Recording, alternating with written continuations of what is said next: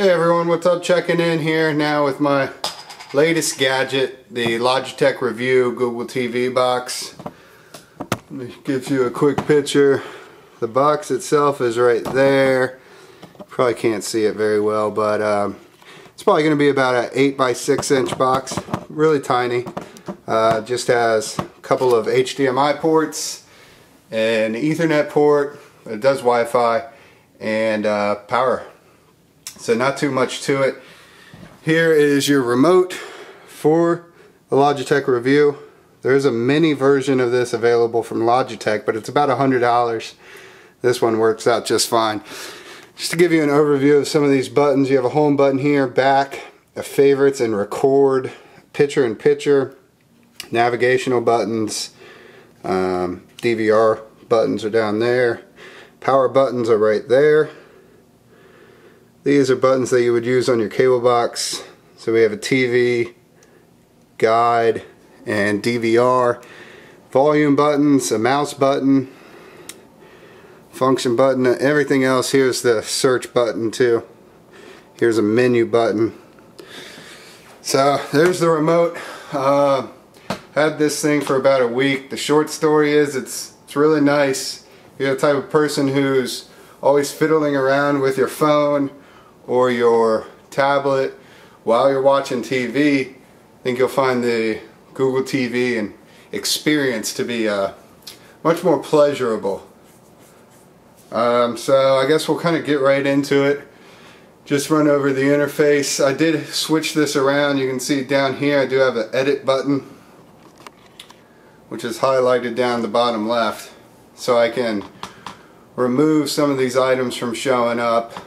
At the top I have Netflix, Amazon, top is applications, Amazon, Netflix, what's on, which is just an overview of anything that's linked to your TV provider. So I have it hooked up to FiOS, and then I give them my zip code and it downloads whatever the guide is for my region and my provider. Bookmarks is pretty straightforward, I guess. You can bookmark websites. It's got some pre-installed bookmarks. And actually, if you want to get rid of any of these pre-installed bookmarks, you're just going to long press the OK button. You long press this button, and it'll give you a chance to edit or delete. That one's not too intuitive because there are a couple things on here like Logitech Media Center, which I didn't really, or Logitech Help was in the bookmarks menu. But yeah, I didn't really want that, so it did take a while to figure out how to delete that.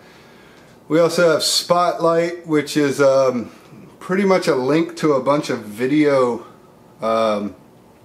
websites, specifically websites that have been formatted specifically for Google TV.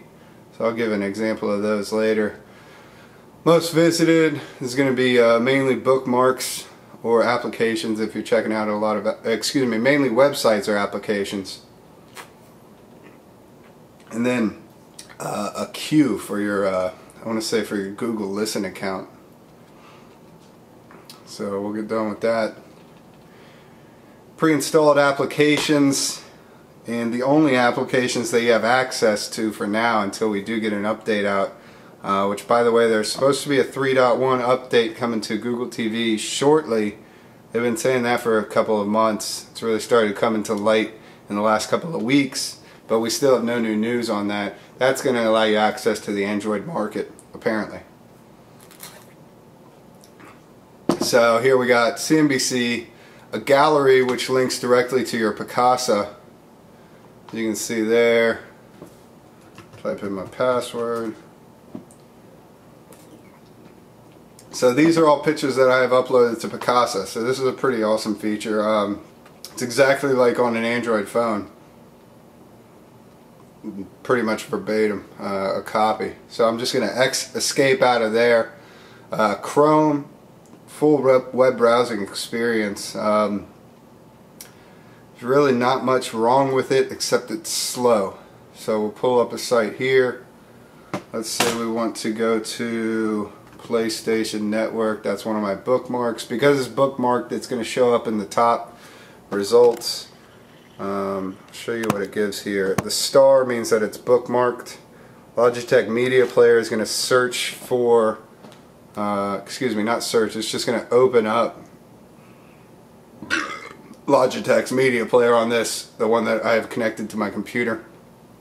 Then you can do search TV and web video, so it's going to search YouTube, it's going to search the guide for your provider, for your region.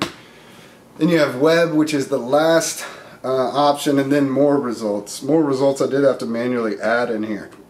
So more results, for example, would look like this. I have YouTube, 8 results. Most visited, 2.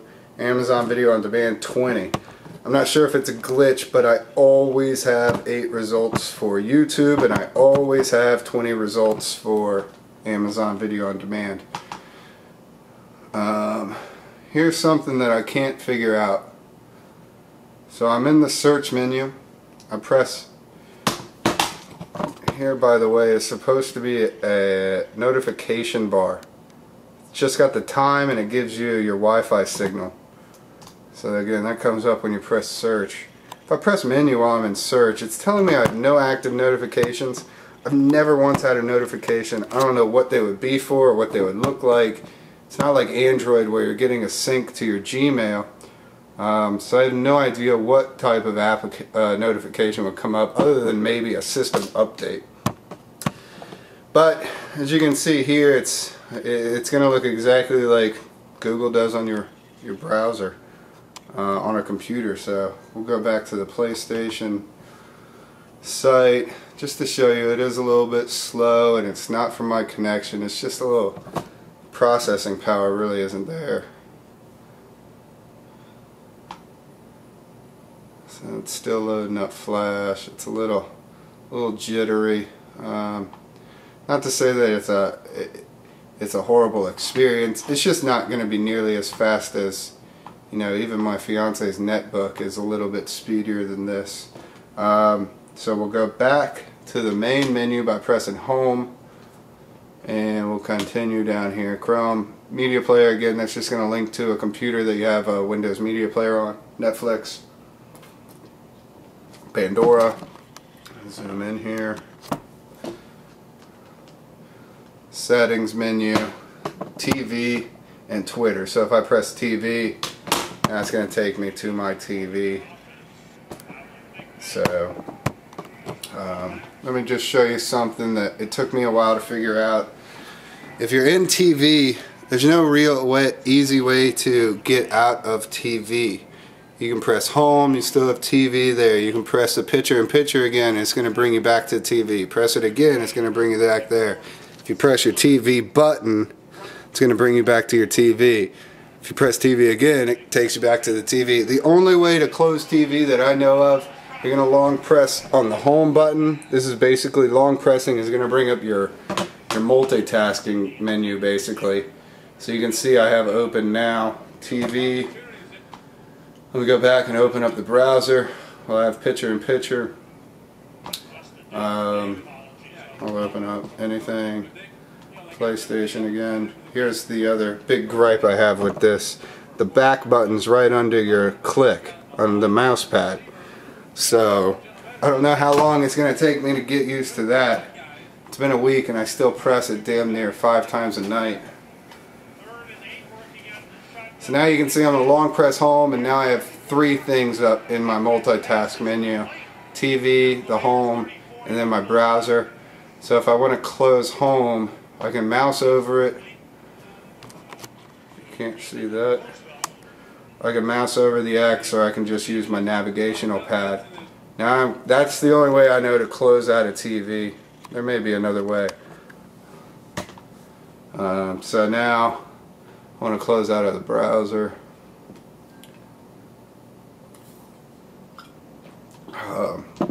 So that's the applications. I'll take you through the settings menu really quickly. It's pretty simple. Most of the settings you go over in the setup tutorial, which you can find my setup video or walkthrough on my channel as a part of my other videos.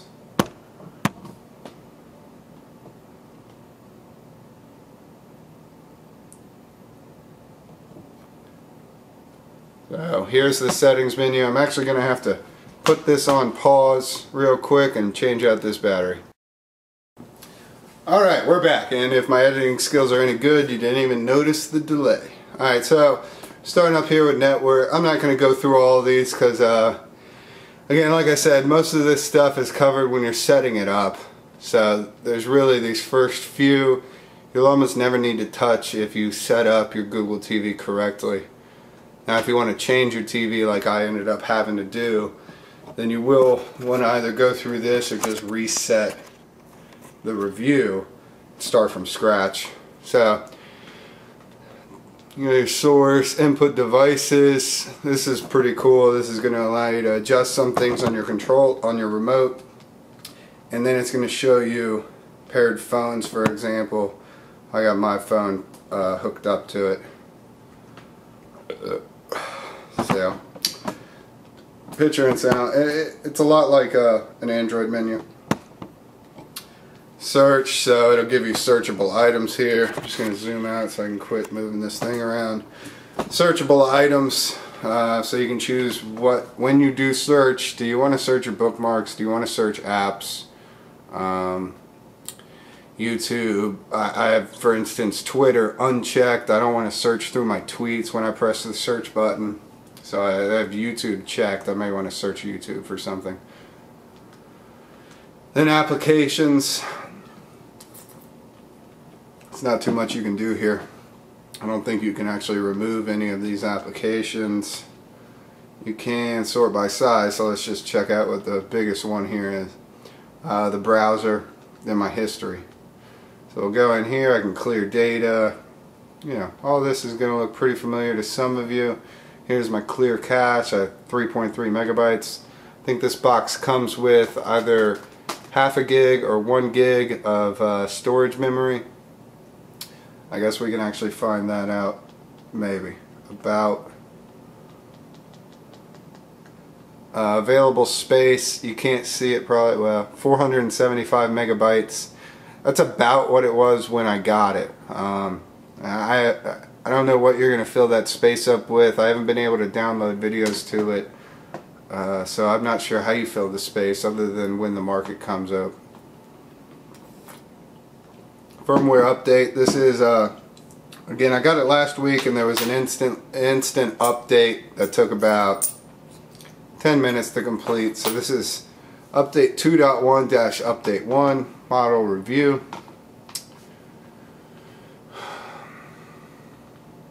Accounts in sync. I do have my Gmail and Twitter in there. Again, I get no notifications, though I'm not really sure what that is syncing to, if anything, except for Twitter.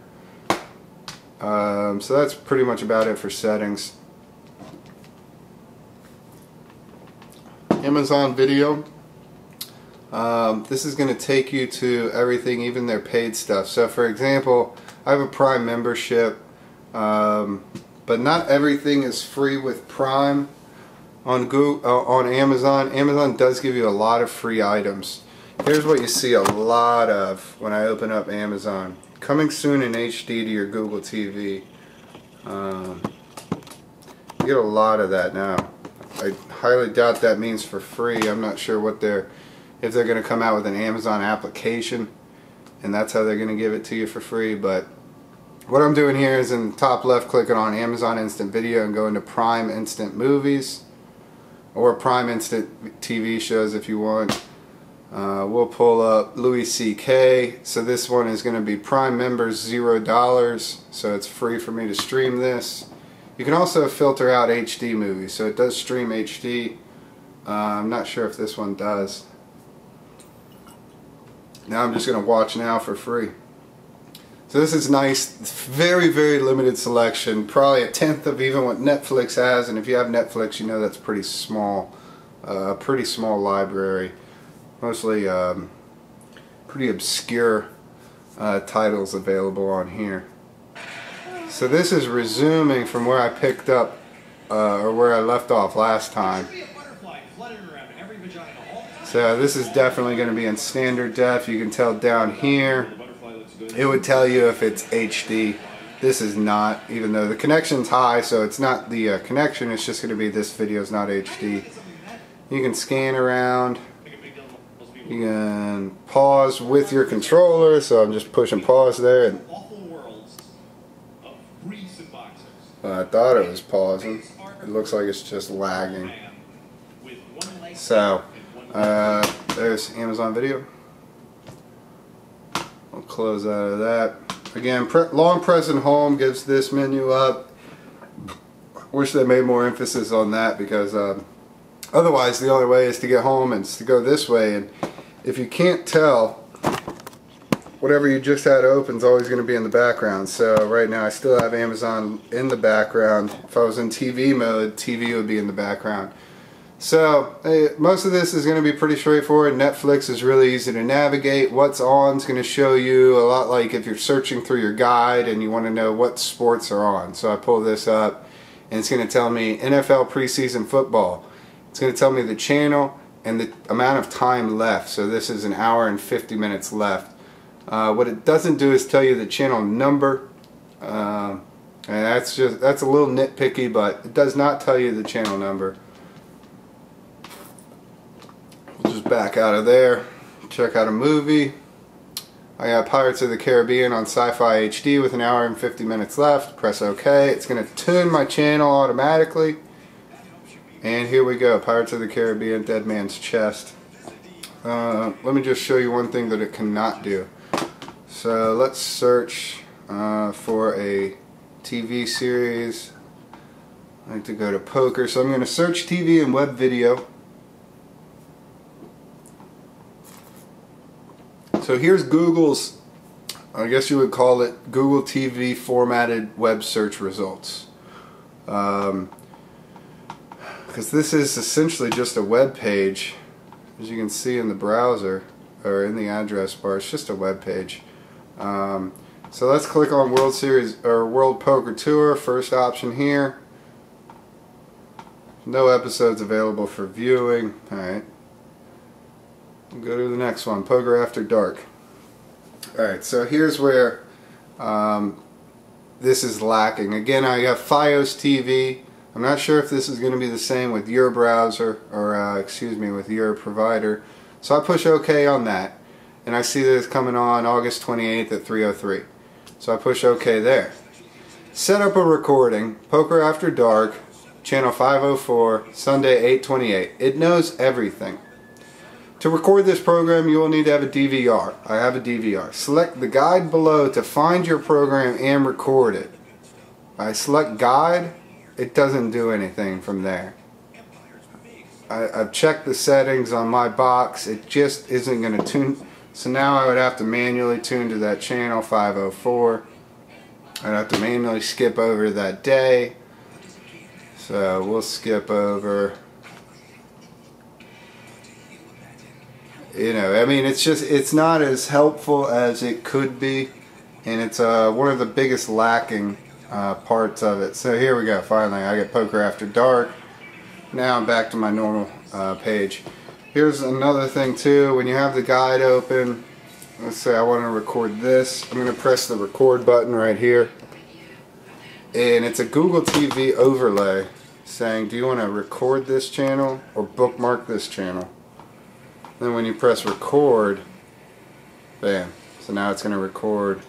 Press record, let's see, when I bookmark it, it doesn't even know to bookmark that particular channel, so I'd have to search for it.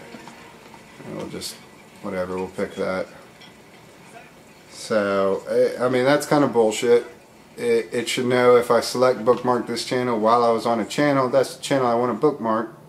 Not fucking take me all around a couple more steps. But now you see when I go back to bookmarks, excuse me, I went back to bookmarks and selected that channel. And because I had the guide open, it just tuned the guide to that channel. So let me show you a couple of the features of the picture-in-picture. When you have it in picture-in-picture mode, you really can do anything that you could without it. So I can go back to PlayStation Network, add me Slobdog 1B 2Gs, and we'll let this guy load up. So you can do anything that you normally would. I can even load up Netflix or Amazon Video on Demand and still have this playing down here. That's a really nice feature. Now you might be wondering what these buttons are, and it's something I didn't even realize for a couple of days. These arrows in the corners are going to let you move the picture-in-picture. That's a really convenient feature when you're on certain web pages and it's just kind of getting in the way. Another really awesome thing is this one here. It's a circle with a plus. When you push that though, it's going to expand it. So depending on the size of your TV, that's almost a good enough TV viewing experience while you're still checking out the web in all of its glory. Yeah, so that's pretty awesome. One thing that it cannot do, and I remember Google TV saying this from the beginning since launch, it cannot put your browser up here, or it cannot have basically your TV back here and your browser here. Your browser or your TV is always going to be the picture inside of your picture. It's never going to be vice versa. This is the only way it's going to be done. This is another way to close out your TV. While you're in picture mode, you can press the X in the middle. That'll close it. The inverted X is going to expand it. But again, X closes it. Trying to think what we haven't covered here. Let me just cover some quick how-to. We'll open up Twitter. Open up the bookmark. The application's pretty straightforward. I mean, there's not too much more you can expect from a Twitter client. It just shows your tweets. But here, the menu options are going to be new tab, close tab, new incognito tab, blocked pop-ups, and settings, and under the more, you're just going to find tab history and find. So find's going to be find text on page. Under the settings, there's not too much that you're going to change. Text size, zoom to fit, you probably want that. Java, I don't recall seeing an option to do flash on demand, which most phones allow. So if I check out a flash games free, and then another annoying thing is that it's always going to default the first option. If I press enter now, it's going to search TV and web video. I haven't found a way to change the order that these show on. So first is TV and web video. Next is going to be YouTube. Then it's going to be a specific website. Then another specific website. This option is finally Google this shit. So it takes, you know, most of the time that I'm personally searching, I'm searching for a specific web page, and I'm going to have to do an extra 3 button clicks just to get down there. So we'll just double check to make sure this shows flash fully. This keyboard, by the way, is, I mean, that's thin right there. You're gonna have a rubberized back to give you a little bit of you know, grip when you're setting it down, and what looks like things trying to pop out of an alien belly. They got these little indents that don't seem to do much. They're not rubberized. This is just a hard plastic and rubber right there. So here we go. I mean, you can tell this is a flash ad right here. There's no right click, by the way. There's a big click button, but they've taken Apple's approach. You click, it's a click. There ain't no separation of a right click and a left click. You just clicked. There's no long click. You click and that's it. So, as you can see, when you go home, you still have that flash video going on in the background. I wish that was an option. When you press home, I kind of want to close that, or at least minimize, quote-unquote, whatever application I had going on in the back. I'll open up my media player. So it recognized my PC instantly. I didn't have to do anything on my computer. I just had to have it on. Here's the problem. These are all videos that I just recorded with a simple video camera, unable to play video.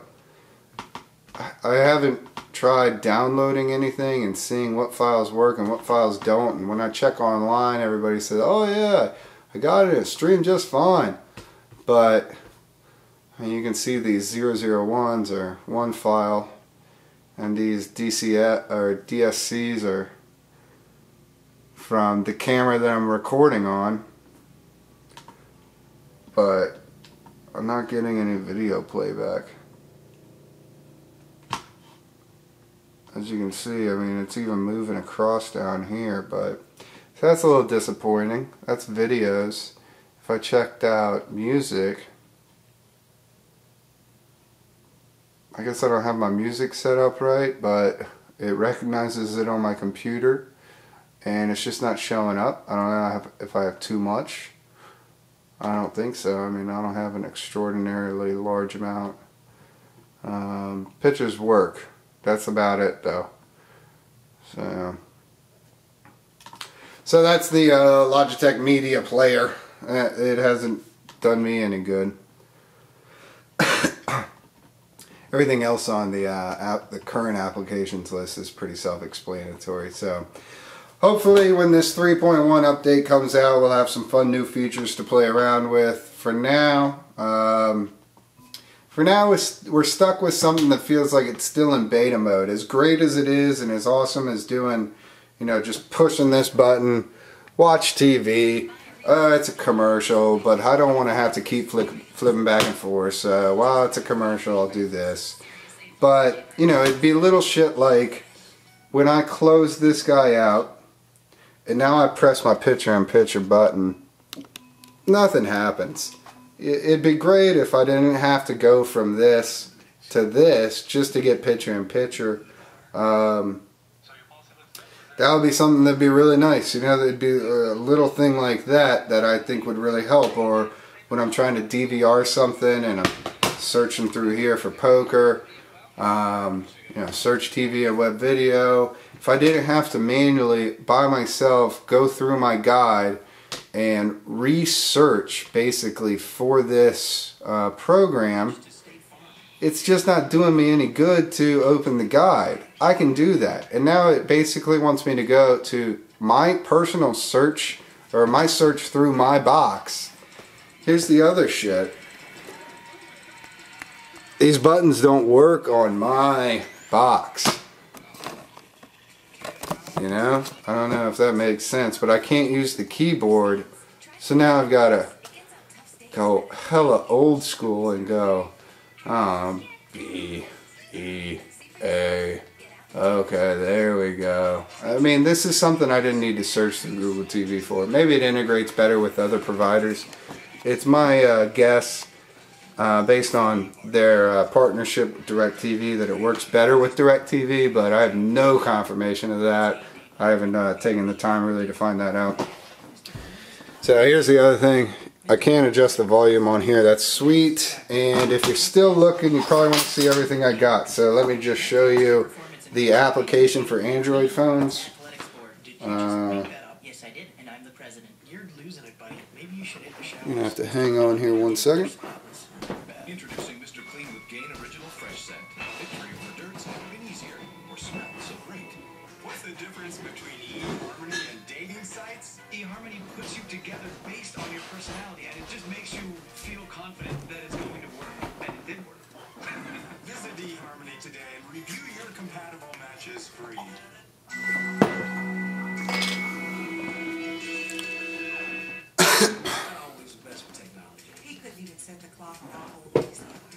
But with FiOS DVR, it's so easy to use. So easy to use. I don't know why we didn't get one sooner. I just look in the program guide for my favorite shows. In a few clicks, I can record one episode For an entire season. and then I save it, and I can watch it whenever I want. Okay, so hold on. Before I show you the application for the Google TV remote for Android, I do want to show you something that's really awesome and give this thing some more praise, because as much as there are some gripes that I have about it, they're probably 5% of my full experience. Again, one huge one being the location of the back button right under where most people want to click. The other one being the fact that I can't just simply go picture-in-picture by clicking the picture-in-picture button unless I'm in TV mode.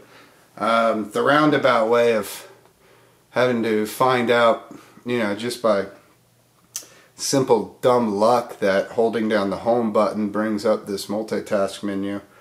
The fact that I can't search my guide or search on Google TV and open up my guide directly to that episode.